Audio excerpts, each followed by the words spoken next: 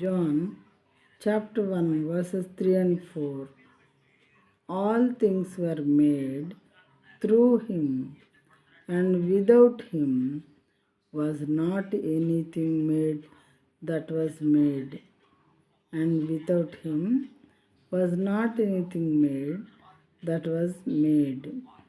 Fourth verse. In him was life. In him was life. And the life was the light of men. And the light was life of men. చూడండి, ఆయనలో జీవం ఉండెను.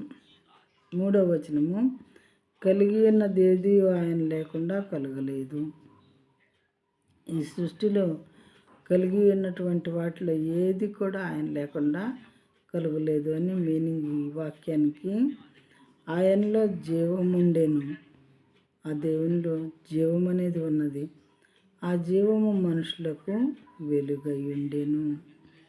ఆ జీవము మనుషులకు వెలుగుగా ఉన్నదని ఇక్కడ వ్రాయబడి ఉన్నది. ప్రియమైన వాళ్ళారా, ఆ తర్వాత 5వ వచనం చూద్దాము. అందులో ఏముందో 5 కూడా ఇప్పుడే చెప్తాను, చూద్దాం. The light shine in the darkness and the darkness has not overcome it.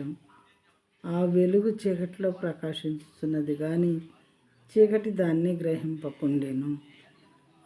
ఆ వెలుగు చీకటిలో ప్రకాశించుతున్నదంటే ఈ వెలుగైనటువంటి దేవుడు చీకటి లాంటి పాపంలో ఉన్నటువంటి ప్రజల మధ్యలో ప్రకాశిస్తూ ఉన్నది. ప్రియమైన వాళ్ళారా, కానీ చీకటి దాన్ని గ్రహింపకుండెను. ఈ చీకటి మనుషులు లేదా పాపపు మనుషులు, పాపంతో నిండి ఉన్న మనందరం కూడా ఆ వెలుగు ఏంటి, ఎక్కడి నుంచి వచ్చింది, అసలు ఆ వెలుగు యొక్క విలువ ఏంటి, వెలుగు ఎవరు అని చెప్పే విషయమే మనం గ్రహించటం లేదు. ఆ వెలుగు దేవుడే అనే విషయం మనం మాత్రం గ్రహించే స్థితిలో లేము. అంటే అంత ఎక్కువగా పాపంలో మానవాళిమైన మనం కూరుకుపోయి ఉన్నామన్నమాట. కొంతమంది అయితే దాని గురించి చెప్పడానికి వచ్చిన వాళ్ళని తిడుతూ కొడుతూ అసహించుకుంటూ మరి రావద్దని చెప్తూ ఉన్నారు.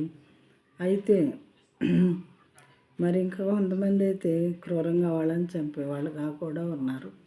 దేవుడు ఎందుకు పంపిస్తున్నారంటే వెలుగుని చీకటిలోనికి అందరూ అంతటా రక్షింపబడాలి. ఎవ్వరూ నా బిడ్డలైన వారు ఎవ్వరు కూడా నరకానికి వెళ్ళకూడదు.